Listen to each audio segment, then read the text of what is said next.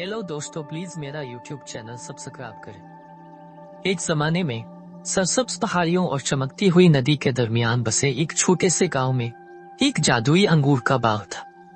ये अंगूर का बाग किसी दूसरे के बरक्स था, क्योंकि एक खुफिया खजाने का घर था। ये अंगूर सिर्फ कोई आम फल नहीं थे, इनके पास ये ताकत थी कि वो उन पाकीज़ा दिलों की ख्वाहिशात को पूरा कर सकी। अंगूर का बाग इलियास नामी एक मेहरबान और शरीफ किसान का था।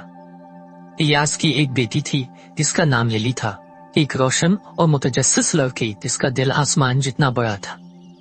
लिली अंगूर के बाग में अपने वालिद की मदद करना पसंद करती थी, खासकर कटाई के मौसम में जब हुआ पके हुए अंगूर की खुशबू से भरी होती थी। एक सुबह जब लिली अंगूर चुन रही थी, उसने एक बड़ी झाड़ी के पीछे छुपी एक अजीब बैल को देखा। अंगूर की बैल चमकदार सुनहरी अंगूरों से ढकी हुई थी जो छोटे सूरज की तरह चमक रही थी। हैरान होकर लिली ने एहतियात से एक गुच्छा उठाया और अपने बाप को दिखाने के लिए भागी। इलियास, देखो मैंने क्या पाया, उसने चमकते अंगूरों को पकड़ते हुए कहा। इलियास की आंखें हैरत से फैल गईं। ये अफसानवी सुनहरी अंगूर हैं, दोस्त ने हैरत से कहा। उनके बारे में कहा जाता है कि वो ख्वाहिशात को पूरा करने की ताकत रखते हैं।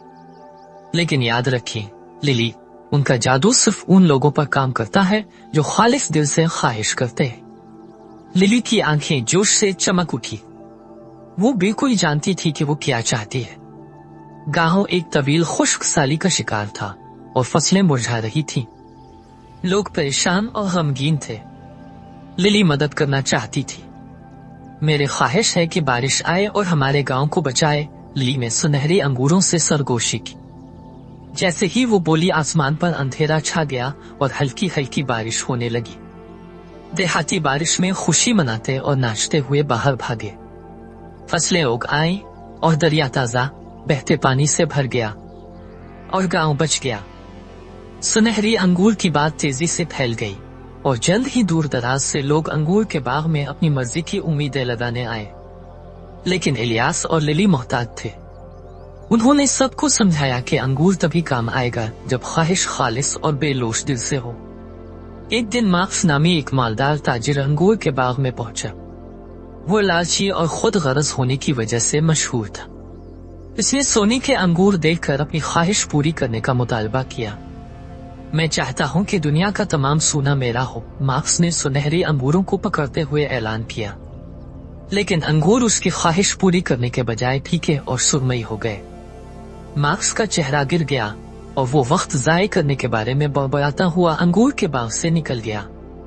लिली और इलियास जरूरतमंदों के साथ सोने के अंगूर बांटते रहे, उन्हें हमेशा मेहरबानी और बेलूस की अहमियत की याद दिलाते रहे। गांव खुशहाल हुआ और अंगूर का बाग फला फूला। इसके राज की हिफाजत प्यारे बाप और बेटी ने की। साल गुजरते गए और लिली अपने वालिद की तरह एक अक्लमंद और सखी औरत बनी। आखिरकार उसने अंगूर के बाग पर कब्जा कर लिया, अगली नस्ल को सुनहरी अंगूरों के जादू और खालिस दिल की ताकत के बारे में सिखाया। और इस तरह सुनहरी अंगूरों का अफसाना जिंदा रहा, एक चमकती हुई याद दहानी के हकीकी जादू हम सब के अंदर की भलाई में मुज़म्मर है। हेलो दोस्तों, प्लीज मेरा यूट्यूब चैनल सब्सक्राइब करें।